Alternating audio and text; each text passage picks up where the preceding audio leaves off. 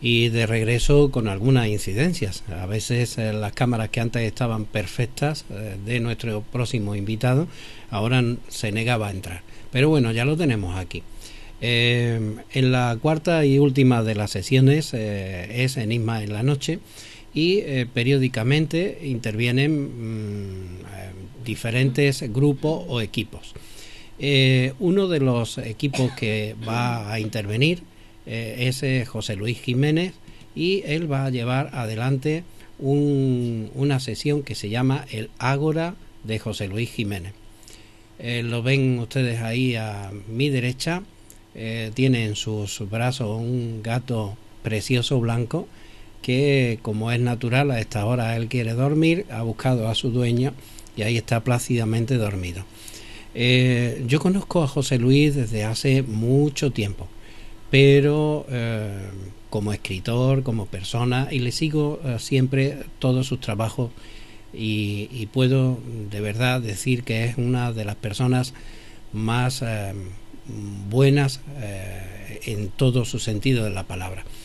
Pero yo quisiera que fuese José Luis quien dijese quién es José Luis, para que todos vosotros que estáis ahí escuchando ahora en directo o en la grabación sepan quién es y las obras que ha editado. Adelante, José Luis, buenas noches.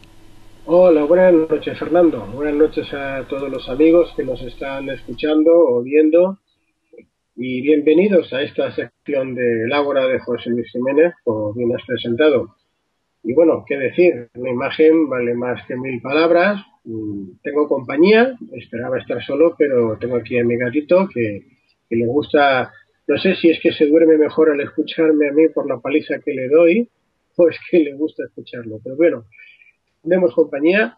Te agradezco enormemente las palabras de cariño y que sé que son sinceras por tu parte, querido Fernando. Y bueno, yo es que tampoco soy nada especial, nada de otro mundo. Una persona muy inquieta, eso sí, con muchas ansias de conocer, de saber, de investigar, de llegar hasta donde haga falta por encontrar esa respuesta que todos buscamos en algún momento de nuestra vida, por conocer la verdad.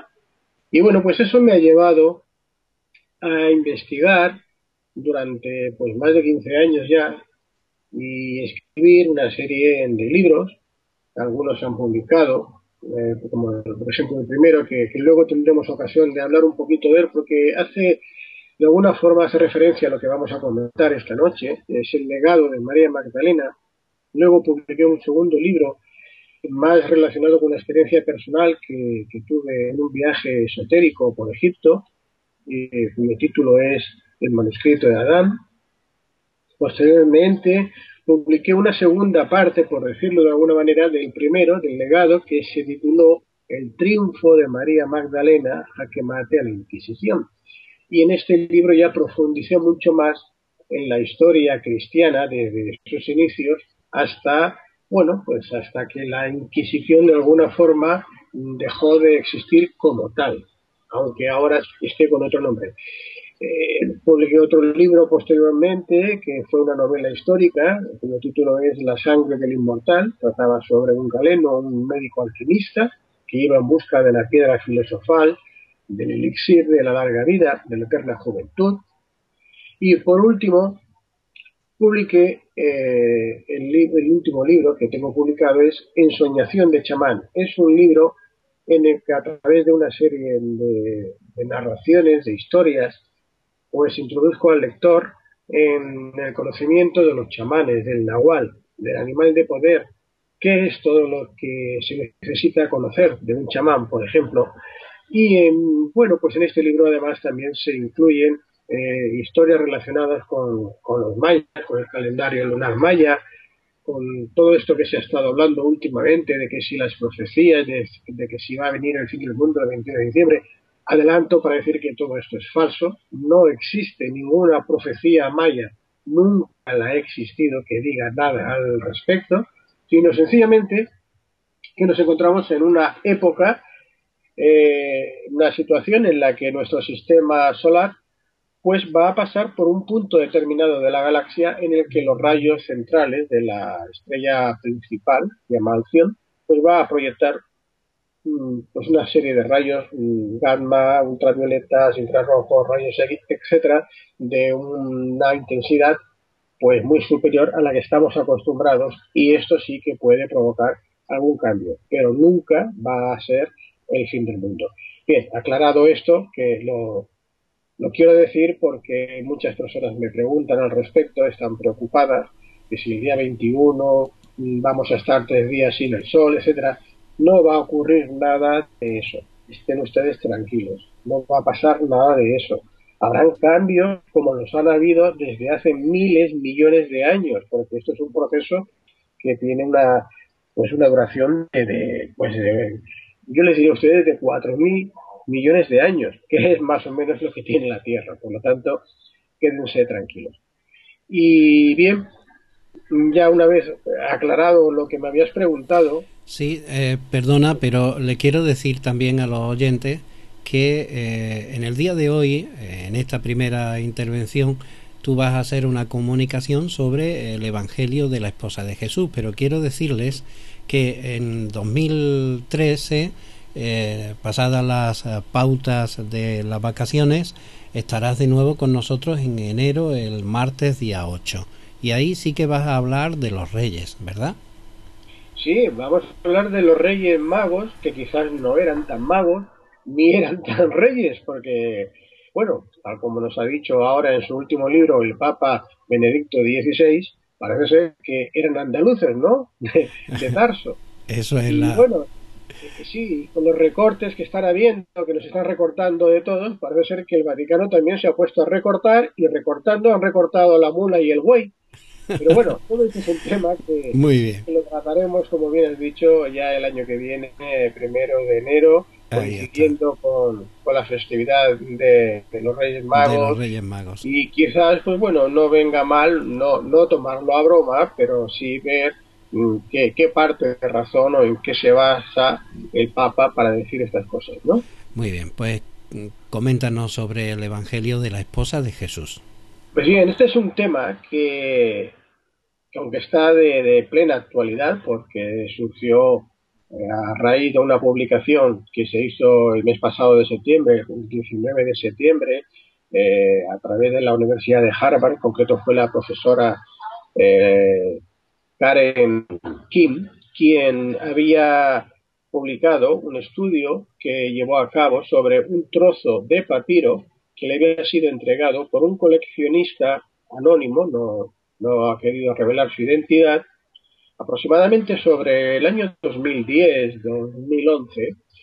Le entrega a la profesora Karen King este trozo de papiro. Es un trozo aproximadamente de unos 4 centímetros por 8, lo que sería una tarjeta Visa, por ejemplo. Voy a poner aquí la fotografía, que lo vean los amigos, que vean cómo es esta fotografía. Vamos a ver si se puede ver aquí. Y seguimos explicando. Pues bien, no sé si ya lo tenéis en pantalla, podéis ver la fotografía. Todavía no, vas a compartir ya, ya estás compartiendo Muy bien, pantalla y ahí está. de acuerdo. Yo, como voy a ciegas un poco, tengo que fiarme por lo que me digáis que vais viendo, ¿eh? Entonces, Lo que tú estás viendo es lo que están viendo todos. muy bien, pues aquí tenemos este trozo de papiro que fue escrito, y de esto ya sí que no hay duda porque ha sido analizado por varios expertos y es auténtico, aproximadamente entre el siglo II y el siglo IV, aunque se le data más hacia el siglo IV, a partir del año 300 después de Jesucristo, justamente cuando se lleva a cabo el concilio de Nicea, es decir, el primer concilio ecuménico donde la Iglesia, eh, actualmente conocemos como católica, apostólica y romana, va a pasar a ser después la religión oficial del Imperio Romano.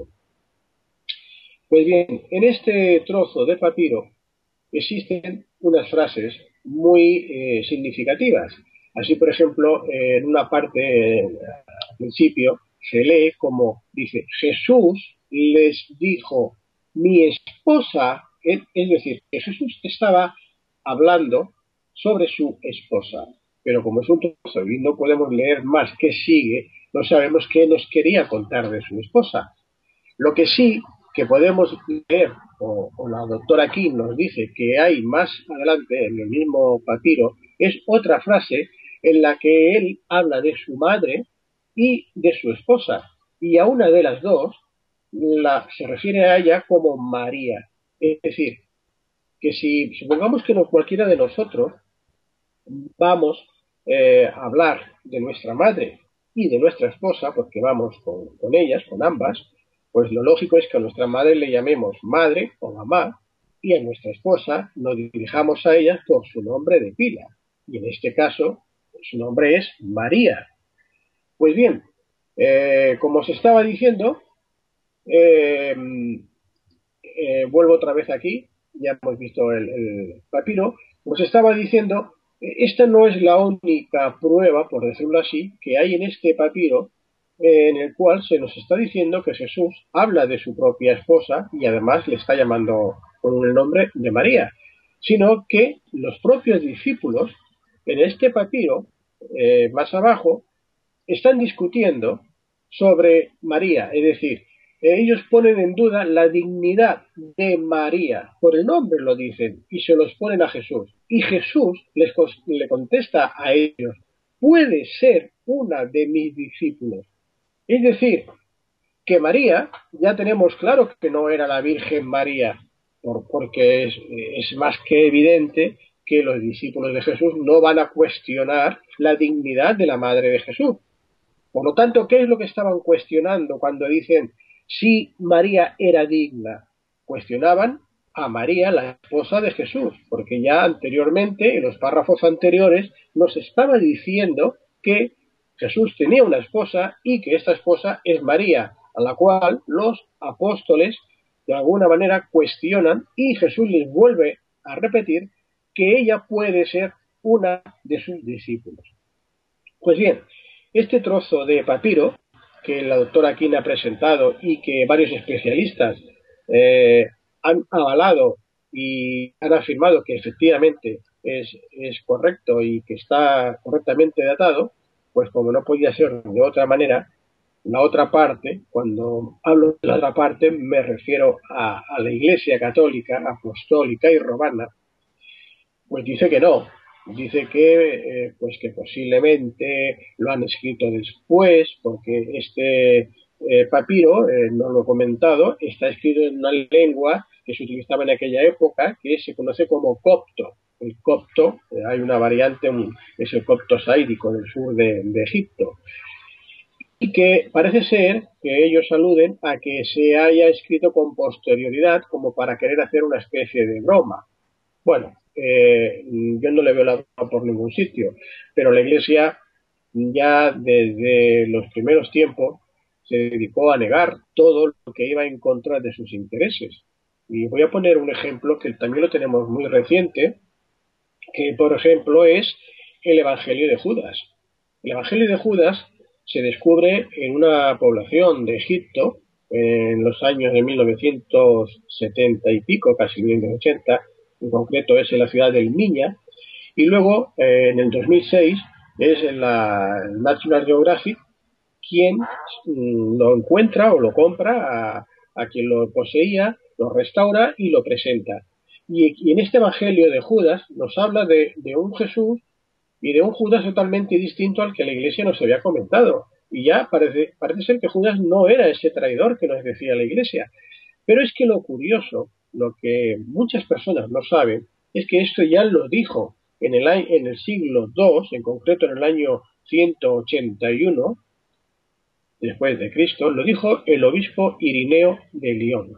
Ireneo de Lyon tenía vamos a decir, la manía de quemar todos los papiros y manuscritos que encontraba sobre Jesús y que eran de corte gnóstico. Corte gnóstico significa que, bueno, yo quiero decir que en la época de Jesús, en el primer siglo, no todos eran cristianos, no eran católicos, no existía la religión católica.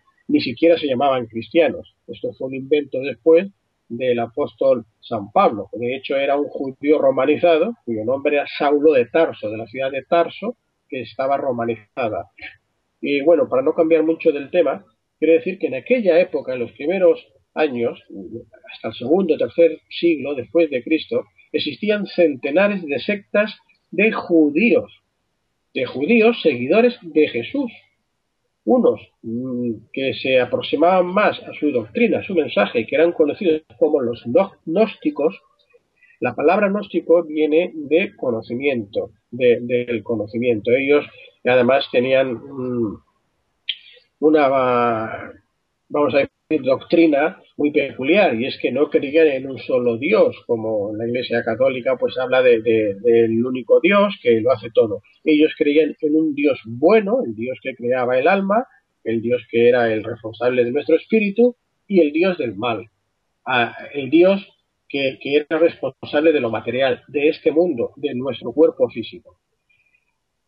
Además creían que pues, el alma o el espíritu del ser humano de alguna forma estaba prisionero del cuerpo físico y tenían que escapar de este cuerpo. Esto muy resumido, porque tendríamos que entrar más en detalles y no nos daría tiempo, viene a ser lo que el gnosticismo, los gnósticos practicaban por entonces. Y repito, es la doctrina que más se acercaba a los seguidores de Jesús. Luego surge, como he dicho antes, en el primer concilio de Nicea, en el año 325, a través del emperador Constantino I el Grande, este concilio ecuménico, en el cual se van a reconocer solamente cuatro de todos estos manuscritos, papiros que existían cientos y cientos, hablando de Jesús y de sus apóstoles y de sus milagros y de su vida, pues solamente cogen cuatro, porque como dijo el mismo obispo Ireneo de León, cuatro son los puntos cardinales, por lo tanto no podían ser más que cuatro, y son el Evangelio de Marcos, el Evangelio de Lucas, el Evangelio de Mateo y el Evangelio de Juan. Estos tres primeros que he mencionado, el de Marcos, Lucas, Mateo, son también llamados o conocidos como los Evangelios sinópticos. Quiere decir que los tres están diciendo más o menos lo mismo, aunque hay uno que no, que se sale de madre, que luego lo explicaremos. Y el último, el de Juan, que este es de corte gnóstico, tiene ya una literatura más trabajada, más cultivada, es diferente. Pero son los únicos cuatro evangelios que la Iglesia católica, apostólica y romana, la nueva religión del imperio, va a aceptar como el canon eclesiástico, y los demás los va a rechazar, los rechaza y los destruye, los quema. Y por eso decía al principio que en el año 181 el obispo Ireneo de León, él se jacta de que ha quemado 300 o no sé cuántos evangelios o manuscritos de estos apócrifos, que se conocen como apócrifos porque no están reconocidos por el canon, y uno de ellos era el Evangelio de Judas. Y él dice, y este Evangelio de Judas que han escrito los cainitas eran una secta judía que de alguna forma tenían como referente a Caín, ¿no? Y hace referencia a este Evangelio, y la Iglesia desde el siglo II, desde el año 181 que lo escribió en su famoso libro de Contra los herejes, la traducción que sería este libro del obispo Ireneo, pues la Iglesia decía que esto era una fábula, una invención del obispo, que realmente este evangelio no había existido, que lo había puesto para dar una lección, etcétera. Bueno, pues como la Iglesia dijo que no existía este evangelio de Judas, porque claro, aquí vemos que Judas pues no es tan malo como lo pintan, ¿no? Sino que más bien casi que es un héroe.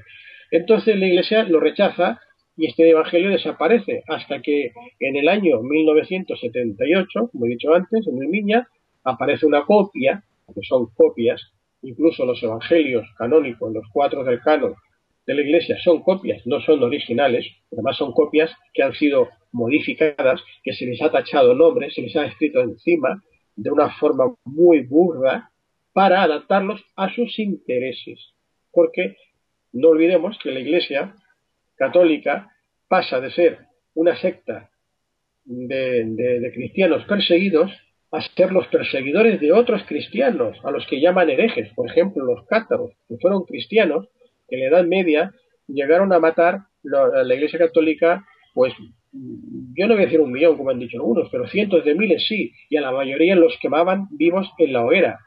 Y se llegó incluso a procurar una cruzada contra los propios cátaros. Inocencio III en el año 1209 manda una cruzada para atacar a los propios hermanos cristianos, los cátaros. ¿Por qué? Pues porque los cátaros no creían que Jesús era el Dios hecho hombre, como dice la Iglesia, sino que era una criatura de Dios, es decir, un hombre. Y que Jesús, además, tenía la facultad de crear, pero también la de engendrar, y por lo tanto de tener esposa e hijos. Como dice otro evangelio apócrifo, que la Iglesia no le ha interesado hacer caso, que también destruyó en su momento, en el siglo IV, en el año 325, después del concilio de Nicea, y me hace referencia a este, por no extenderme mucho, que es el evangelio de Felipe. En el evangelio de Felipe, apócrifo de Felipe, él nos habla de Jesús y dice, 3 eran las que viajaban o las que acompañaban siempre al maestro, al Señor Jesús. María la de Cleofás, que sería su tía, porque era la esposa del hermano de María, de su madre, María, su madre, la Virgen, y María Magdalena. Esta, a su vez, es su amiga, como la de Cleofás, su madre y su compañera, su koinonos. Koinonos es la traducción al griego, del arameo. Es decir, que está diciendo ya en este evangelio que María Magdalena hacía las 3 veces, las veces de amiga, de madre y de compañera, de esposa. Porque una compañera, a nadie se le escapa cuando decimos esta es mi compañera o este es mi compañero, estamos presentando nuestra pareja. Si no, no tiene sentido que diga que María Magdalena es su amiga, su madre y otra vez su compañera. ¿En qué quedamos? ¿Que hay 2 tipos de compañero y de amigos? No. Pero es que además en el propio evangelio de Felipe, más adelante, nos dice existe el misterio del Hijo del Hombre, puesto que Jesús él se hace llamar a sí mismo el Hijo del Hombre, y el misterio del Hijo del Hombre. Dios le da la facultad de crear, pero él tiene también la de engendrar. La esposa de Jesús es María Magdalena. Esto lo dice el Evangelio de Felipe, el Evangelio apócrifo de Felipe. Bueno, se introducen más, hay más temas, incluso volvemos a leer otra vez algo parecido como hemos dicho en este Evangelio que la doctora King por referencia le ha puesto el nombre del Evangelio de la esposa de Jesús, no es que se llame así, sino es como referencia. Y nos encontramos otra vez con que los apóstoles vuelven de alguna forma a poner en duda la capacidad o la conveniencia de que María Magdalena sea apóstol y esté con ellos. Incluso le recriminan a Jesús, le dicen que por qué le amas más a ella que a nosotros, por qué le das besos en la boca, etcétera, etcétera. Es decir, que desde ya el siglo II, el siglo III, el siglo IV, desde coetáneamente a los evangelios canónicos, que esto era una de las absurdas excusas, porque no deja de ser una excusa absurda el decir que los apócrifos los rechazan porque eran posteriores a los canónicos. No es cierto, señores. Acabamos de hablar precisamente del evangelio de Judas, que no es que sea coetáneo, es que era anterior a las copias que existen de los canónicos, que no tienen los originales ni vaticanos. Si los tiene escondidos no sé, pero de los que se hablan son copias de los originales y todos los evangelios que existen son copias. Por lo tanto, démosle el mismo grado de veracidad a unos y a otros, porque cuando les interesa, como antes al principio decía mi amigo Fernando, utilizan un evangelio, creo que era el de Tomás o el de Lucas, el apócrifo, que habla de los Reyes Magos para introducir los Reyes Magos en la religión católica. Cuando no les interesa, lo sacan. Es decir, que los evangelios apócrifos son buenos para unas cosas, para otras no. En fin, voy a seguir dando algunos ejemplos e información de por qué durante tanto tiempo se ha intentado ocultar este hecho que a todas luces es más que evidente, y es de que Jesús pues era un hombre, tenía una esposa y llegó incluso a tener descendencia. Otra cosa que también la Iglesia pues ha intentado ocultar. Antes he comentado que la Iglesia persiguió a los cátaros y los llevó prácticamente a un holocausto, los aniquiló casi por completo, pero los cátaros no fueron los únicos. En aquella época existía una orden se les conocía como los monjes guerreros, los caballeros templarios, que no solamente, a pesar de depender jerárquicamente del Papa, no lucharon nunca contra los cátaros, sino que los llegaron a defender con las espadas. Y tanto es así que en un pueblecito de Francia que se llama La Coubertada, aquí existe un cementerio donde están enterrados cátaros y templarios. Conjuntamente están las estelas cátaras y las cruces templarias juntas en el cementerio. Pero además hay otros documentos que nos hablan de que los caballeros templarios también, igual que los cátaros, conocían ese secreto que les supuso la eliminación de la orden, que no era otro que de que Jesús tenía como esposa a María Magdalena y tenía descendencia. Un hecho que lo podemos constatar en todos los templos, prácticamente casi todos los templos existentes de la Orden del Temple, es que los caballeros templarios mostraban, sobre todo San Bernardo de Claraval, que fue su gran precursor, el precursor de la Orden, una gran advocación por María Magdalena. La mayoría de los templos, cualquiera que haya visitado un templo, una iglesia, una catedral templaria, verá que la figura de María Magdalena siempre está en un lugar prominente y existe una advocación muy clara hacia la figura de María Magdalena. Y no es por casualidad, es una parte de ese secreto que le supuso la eliminación.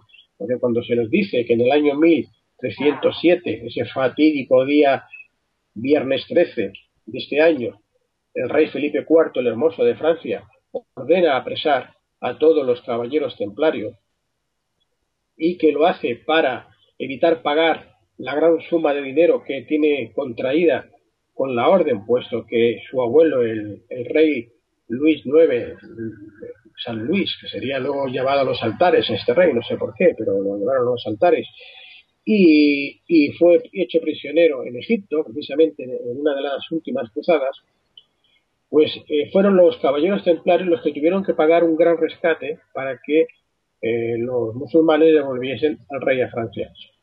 Y es cierto que en las arcas reales del rey de Francia de entonces, de su nieto, que era el Felipe IV el Hermoso, no había suficiente dinero para saldar la deuda. Y siempre se alude a que este era el principal motivo por el que el rey Felipe IV el Hermoso, junto con la connivencia del Papa de entonces, que era Clemente V, que había sido un arzobispo de Burdeos, se llamaba, su nombre era Bernat d'Agost, y el rey lo había puesto en el trono del papado, precisamente en Aviñón, donde estuvieron los papas durante más de casi 70 años, porque no podían ir a Roma. Eran todos papas franceses y si a uno se le ocurría ir a Roma, de allí no volvía porque se lo cargaban. En fin, que los caballeros templarios no solamente fueron eliminados porque el rey francés no pudiese pagar todo el dinero que les adeudaba, sino porque tenían un secreto, como ya se narró en el concilio de Troyes del año 1128, cuando se le concede a la orden de los monjes guerreros esta particularidad que no tenían ninguna otra orden. Se dice en la propia orden, en la regla y en la orden del día de la fundación, que existe un secreto que solo lo conoce el Papa, el patriarca de Jerusalén y el propio Bernardo de Claraval. Por lo tanto, este secreto evidentemente tenía que ser muy grave para la Iglesia para llegar en este año, en el 307, a disolver la orden de los caballeros templarios, a perseguirlos, etcétera. Pero esto es otro tema que lo tocaremos en otro momento. Como vemos, y está muy relacionado otra vez con María Magdalena y María Magdalena con Jesús. Y con Jesús y María Magdalena resulta que ya estamos entrando en la descendencia. Pues bien, yo quiero ahora explicaros un poco, y os voy a mostrar unas imágenes, del primer libro que os he comentado que escribí y que fue publicado en el año del 2005. El título era El legado de María Magdalena. Este libro, que a mí me llevó pues varios años de llevarlo a cabo. Aquí tenéis la portada, espero que os llegue, ya me confirmarás Sí, tú. sí, está saliendo, sí.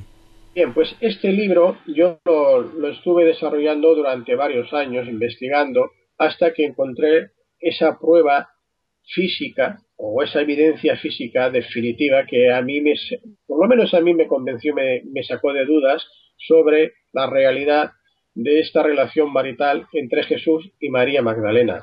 Esta es la portada del libro, ya os voy a explicar. Existe un monasterio en Tarragona, en concreto es el monasterio de Santes Creus, en Aiguamurcia. Aquí tenéis la fotografía, que es un monasterio que pertenecía al Císter. Este monasterio fue fundado con posterioridad a la eliminación de la orden de los caballeros templarios por el rey de la Corona de Aragón de entonces, que era Jaume II de esta Corona de Aragón. Pues bien, aquí también se fundó la Orden de Montesa. Y en esta Orden de Montesa fueron admitidos todos los caballeros templarios que habían sido perseguidos, que habían huido desde Francia, siguiendo un camino que atraviesa los Pirineos, que se conoce como el Camino dels Bons Homes, llegaron hasta este lugar. Y aquí dentro, cuando ya murió el último abad, era su nombre, por cierto, era Joan Carnicer, y a partir de ese momento el rey ya no permitió que los abades fuesen elegidos de una forma democrática como hacían entonces, es decir, que los abades los elegían entre los propios monjes y era de forma vitalicia, democrática y vitalicia, es decir, hasta que muriese. Cuando muere este último abad, el rey dice que se ha acabado esto de elegir al abad los monjes, que ahora él va a imponer quién va a ser el abad, una especie de virrey.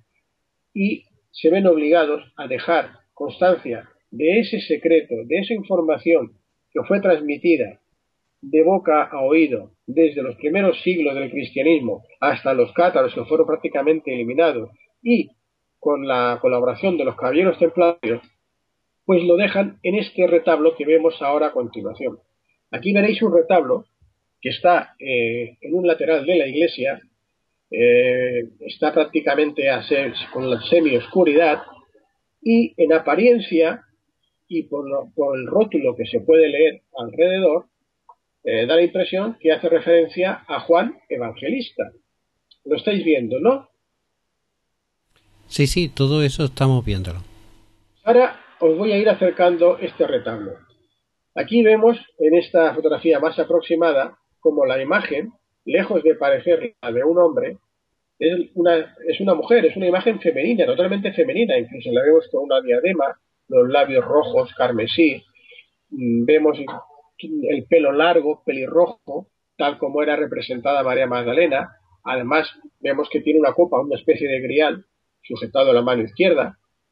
Esta fue la primera evidencia que a mí me llamó la atención, porque habían demasiadas claves, demasiado simbolismo para un aparentemente inofensivo retablo. Pues bien, en el siguiente fotografía, el retablo, abajo tenía 7 iconografías, no sé, voy a ver si las tengo por aquí, pero bueno, la principal, para no extenderme mucho, era la que hacía referencia a la crucifixión.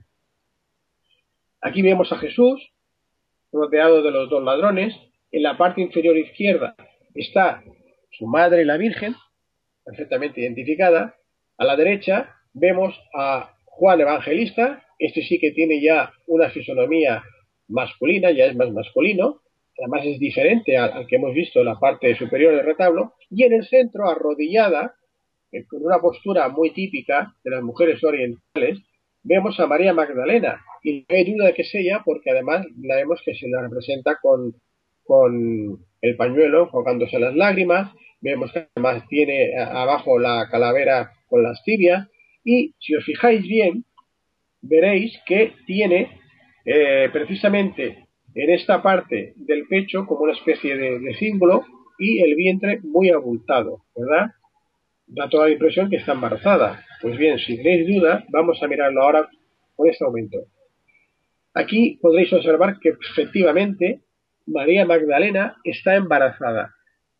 Está a punto de dar a luz. Tiene el vientre muy hinchado, muy caído. Se le marca incluso lo que es el ombligo. Los pezones, están remarcados los pezones. En el centro tiene esta especie de cíngulo que en aquella época los artistas se lo pintaban al personaje que querían indicar que se encontraba embarazada, que se encontraba encinta. De ahí viene esa frase que la habremos escuchado más de una vez, donde dice, está encinta. Pues bien, esto de que está encinta viene de esto, de esta situación que se daba entonces, de pintar este cíngulo para remarcar el pecho a la figura que se estaba pintando y que no hubiese dudas de que estaba embarazada. Pero además, fijaros en esta posición que tiene las rodillas, cómo está arrodillada. No está arrodillada así porque esté más cómoda, es que es la posición típica que adquieren todas las mujeres orientales, que adquirían entonces e incluso hoy día para dar a luz. Y es en esta posición que la pintan, porque quieren decir que María Magdalena ya está a punto de dar a luz, cuando están crucificando a su Señor, a su Maestro, a su esposo. Y ahora os digo, esa frase que la Iglesia atribuye a Jesús, que se refiere a su madre María y a Juan Evangelista cuando le dice, madre, ahí tienes a tu hijo, hijo, ahí tienes a tu madre, ¿no veis ahora que adquiere más sentido si Jesús solo dice a su esposa María Magdalena, que le dice, ahí tienes a tu hijo, mujer, e hijo, ahí tienes a tu madre? Eso sí que tiene más sentido, y no lo que nos han estado vendiendo durante estos 2000 años, de que ahora María, la madre de Jesús, era la madre de todo el mundo porque Jesús le ha dicho a Juan el Evangelista que es su madre. Pues hombre, pues no, mira, aquí tienes muy claro de que la única madre que está embarazada con un hijo y a la que le puede decir eso es María Magdalena. A continuación, en los siguientes iconos, porque hay 7 en total que van representando todos estos pasajes bíblicos que nos indican la relación marital de Jesús con María Magdalena, tenemos uno que también nos dice mucho, y es el descenso de la cruz. Y aquí observamos ya a Jesús que está muerto, como solamente hay unas personas que lo pueden tocar. Vemos a la izquierda, este personaje de aquí, de la izquierda de esta mujer, es María la de Cleofás, era su tía, porque estaba casada con Cleofás. Este personaje que vemos ahí con el turbante, que parece casi un rey mago, ¿verdad? Bueno, pues este no es otro que su tío segundo, José de Arimatea. José de Arimatea era el hermano pequeño del padre de su madre la Virgen. El padre de la Virgen, de María, era Joaquín, y su hermano pequeño era José de Arimatea, que es el que vemos que está sujetando a Jesús de los brazos, que además tenía un cargo de mucha importancia, era uno de los personajes más ricos del monte Sion, era también miembro del Sanedrín, en fin, que era un personaje que tenía la suficiente capacidad como para poder pedirle, como hizo a Poncio Pilatos, que le diera el cuerpo de su sobrino sin romperle las piernas y a las 3 horas de haber sido crucificado, ¿no? Cuando el soldado Longino le clava la lanza en el costado para comprobar que ya está muerto. Pues bien, el tercer personaje, y que vemos que está justo central, es el personaje que parece ser que el pintor quiere dar como referencia principal. Si nos fijamos, es esta mujer que es María Magdalena. Además está dibujada con el tarro de los óleos, con el que la Biblia la identifica, erróneamente, pero es el símbolo que siempre nos va a identificar a María Magdalena, y vemos que incluso tiene una especie como de corona de princesa. Es decir, que tampoco era ninguna prostituta ni ninguna cualquiera. Otro tema que también lo tocaremos después, si hay tiempo. A continuación, vemos a María, la Virgen, su madre, que está abrazándose de dolor, y a Juan Evangelista, otra vez lo tenemos aquí, con una fisonomía que no es tampoco femenina. O sea, que es un hombre joven, pero no es una mujer, como hemos visto allá. Luego, cogiéndole de los pies a Jesús y de la mano, tenemos ahora otro personaje, que esta sería otra tía de Jesús. Seguramente era Juana, la otra hermana de María. Por lo tanto, si vemos todos estos personajes que están tocando a Jesús, lo hacen porque la ley de Moisés le permite hacerlo. En cambio, este otro personaje que está en la escalera, que no sería otro, sino Nicodemo, un amigo y discípulo de Jesús, que era un gran jurista, además de también miembro del Sanedrín, está en la escalera, ¿no? Está como ayudando, pero en cambio no lo toca, porque él no es familiar directo. Y el tabú de contacto de la ley de Moisés decía que ningún judío podía tocar el cadáver de otro si no era un pariente próximo, su padre, su madre, su hermano, etcétera, etcétera. E incluso su hermana si tenía que ser virgen. O sea, eran unas leyes muy estrictas porque además pues era un pecado que estaba penalizado con 7 días pues bueno, de como si estuviera intoxicado. Ya os digo que era una ley muy estricta que se cumplía a rajatabla. Por lo tanto, nos está indicando este retablo, esta iconografía del descenso de la cruz de Jesús, de que María Magdalena efectivamente era un pariente muy próximo. Bueno, ya para finalizar con este tema de María Magdalena y Jesús y la descendencia, en el siguiente icono nos aparece María Magdalena, perfectamente identificada con el cabello pelirrojo largo, la cubre, el vestido siempre, veremos que María Magdalena va con el vestido rojo, que es el que indica que se trata de la gran sacerdotisa, y además con la capa. Y va con dos criaturas en brazos. Uno lo tiene cogida en brazos con la mano y el otro lo lleva de la mano. Aquí, bueno, se puede especular que si son varones o son hembras, pero claro, el pintor no era un Velázquez, no era un Greco, no era un gran pintor. Esto lo hizo precisamente uno de estos descendientes de los monjes templarios que llegaron a este convento y lo hicieron para dejar constancia del mensaje, no era por hacer una obra de arte. Por lo tanto, la fisonomía, aunque no sean muy parecidas, sí que da a entender que se trata de dos gemelos, de lo gemelar, y que además, con toda probabilidad, está diciendo que son niñas, que son hembras. ¿Por qué? Pues porque a los niños en aquellas épocas a todos se les pintaba con el sexo, mientras que a las niñas no, se les tapaba. Pero bueno, esto siempre puede quedar pendiente de discutir, no tiene mayor importancia. Lo que sí está claro es que vemos que María Magdalena aparece embarazada en la cruz y después ya la encontramos con el fruto de ese embarazo, con estas dos criaturas. Y bien, con estas imágenes yo doy por terminada la explicación sobre la relación que hay entre estos manuscritos, estos papiros y la historia que a veces se le haya denominado como leyenda provenzal, en la cual nos habla de María Magdalena, que huye al sur de Francia, a las Galias, y claro, y nadie sabe explicar por qué, y por qué huye una judía de Jerusalén, ¿no? Si al que han crucificado es a Jesús, y a Jesús ¿por qué lo crucifican? Todos lo sabéis, y si no lo sabéis os lo digo ahora, lo crucifican porque él admite ser el rey de los judíos.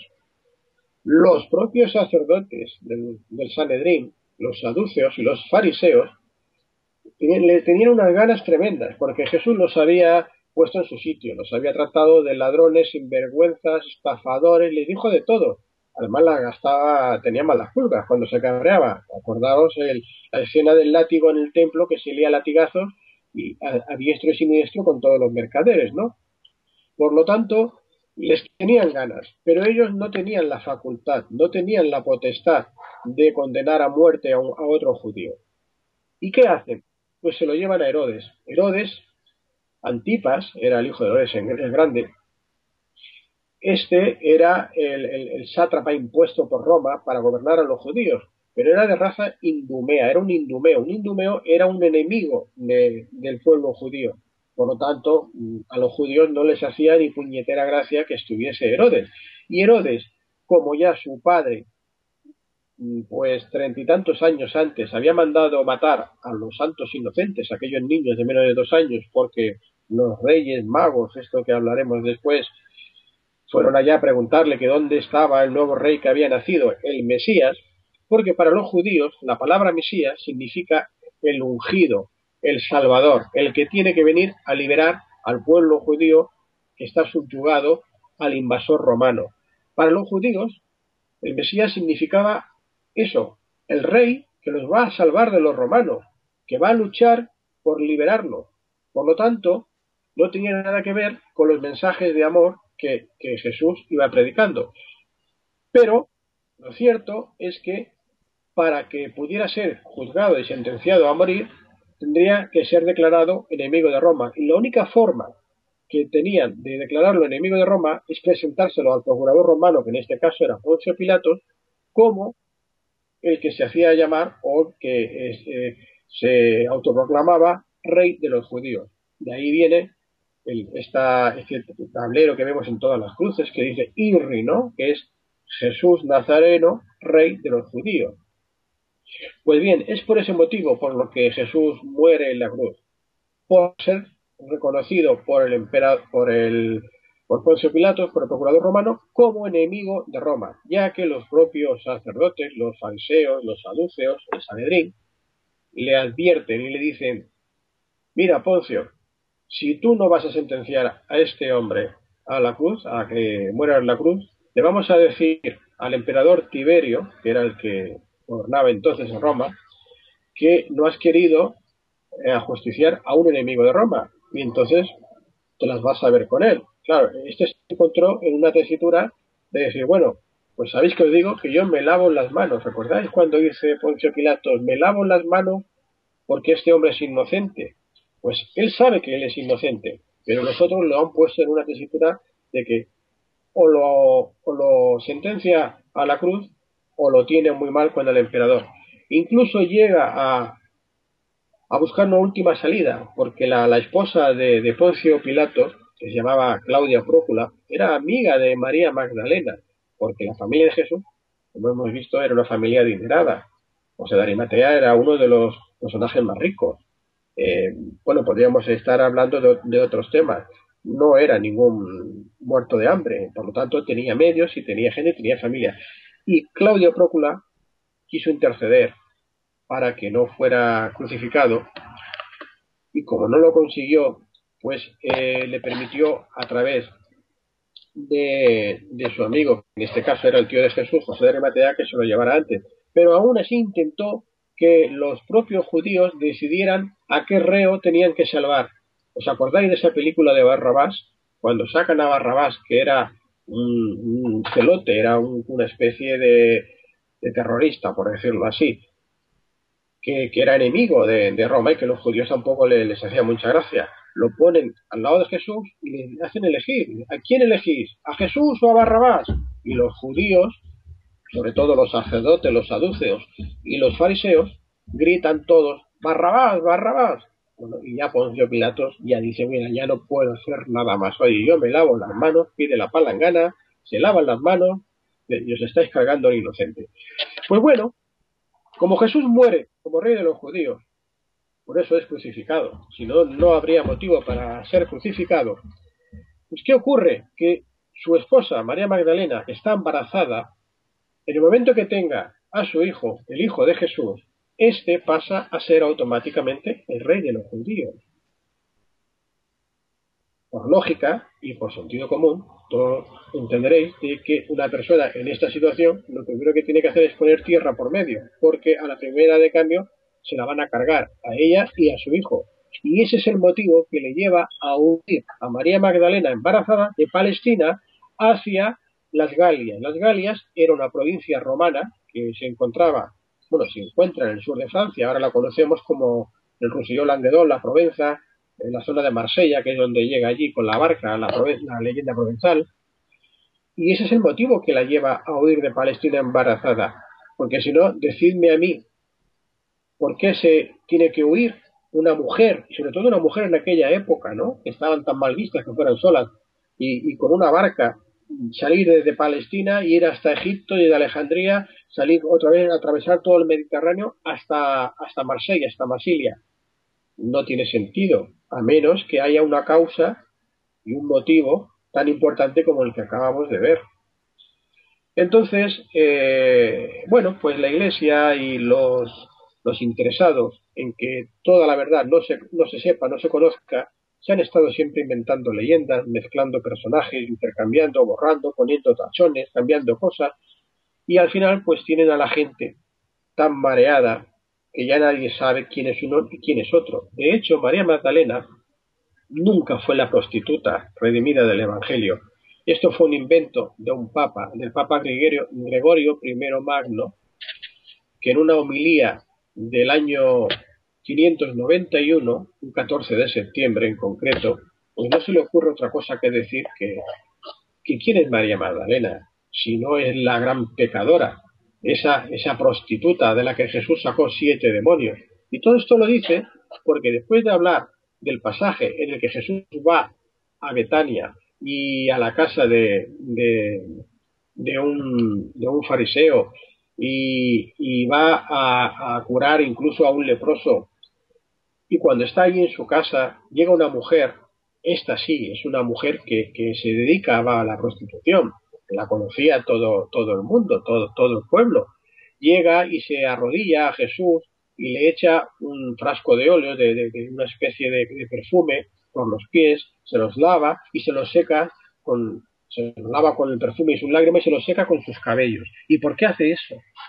Pues porque entonces había una tradición de hospitalidad y era que cuando alguien venía a tu casa, el dueño, el propietario de la casa estaba obligado a homenajear al invitado, le tenía que dar el beso de bienvenida, le tenía que lavar los pies, tenía que hacer una serie de cuestiones que no se lo hizo.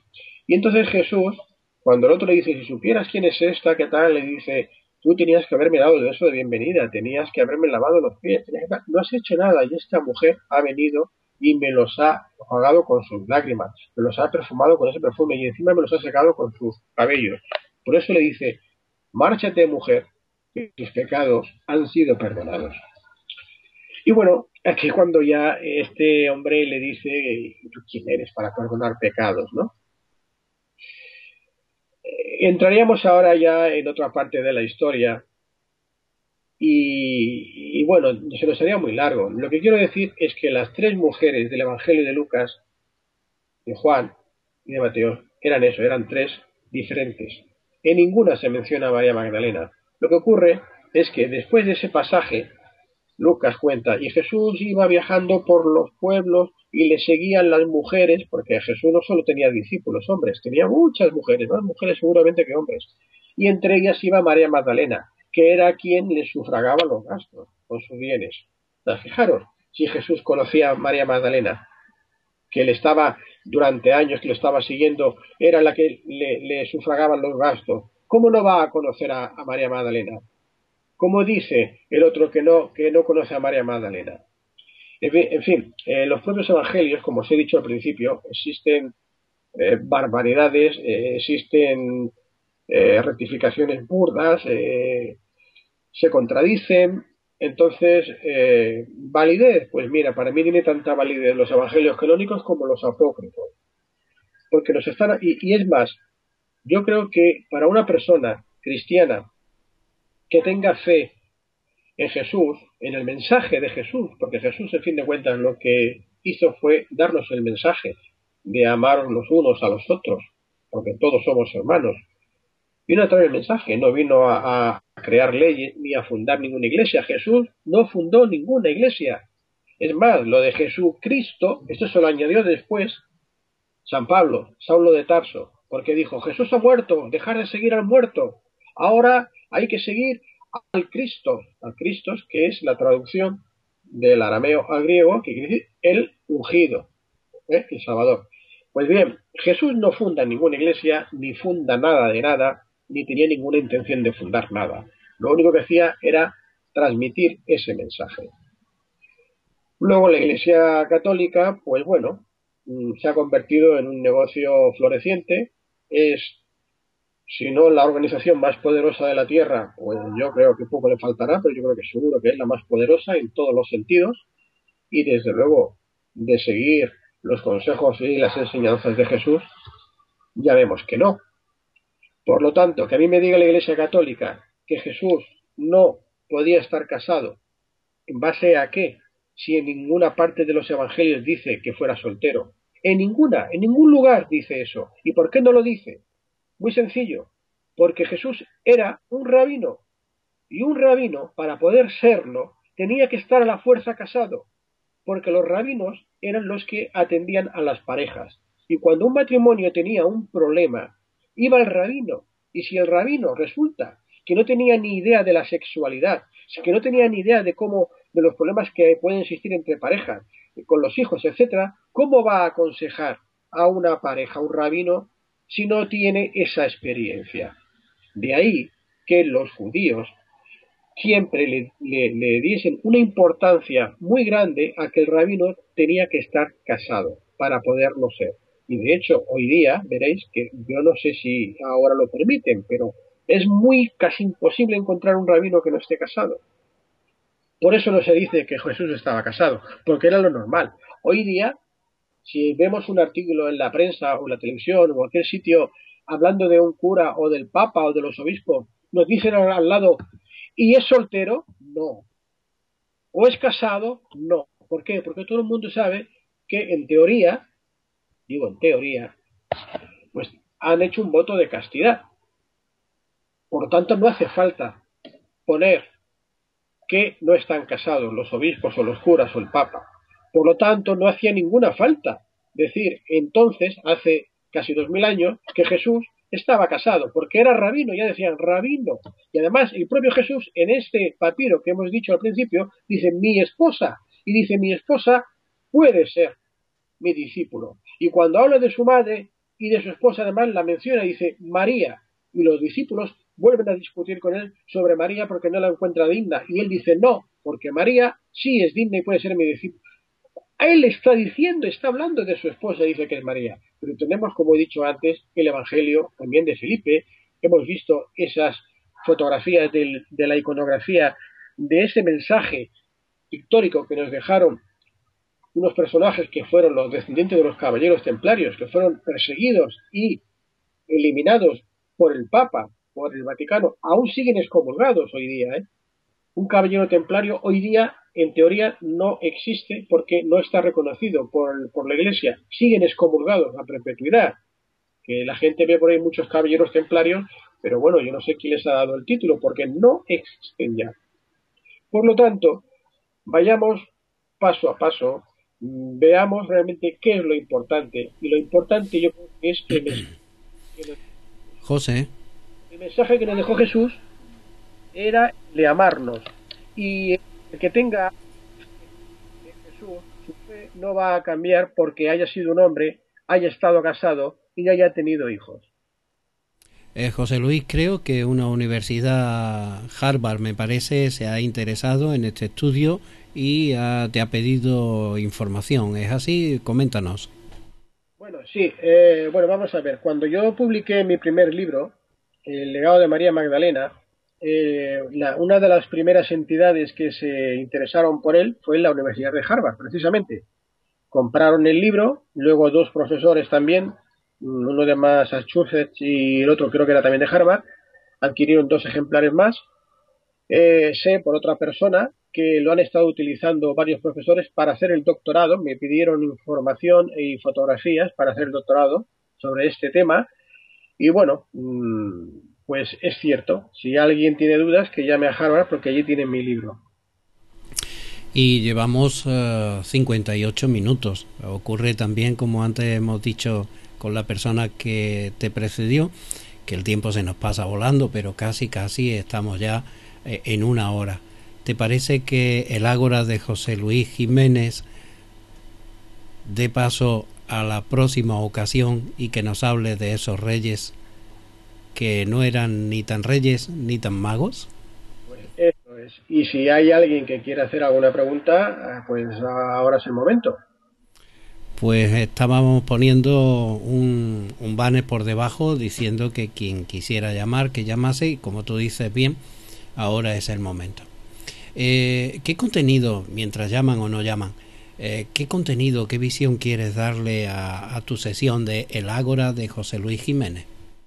Bueno, pues el Ágora, como supongo que todos sabrán, significa que es un lugar de reunión, una especie de asamblea.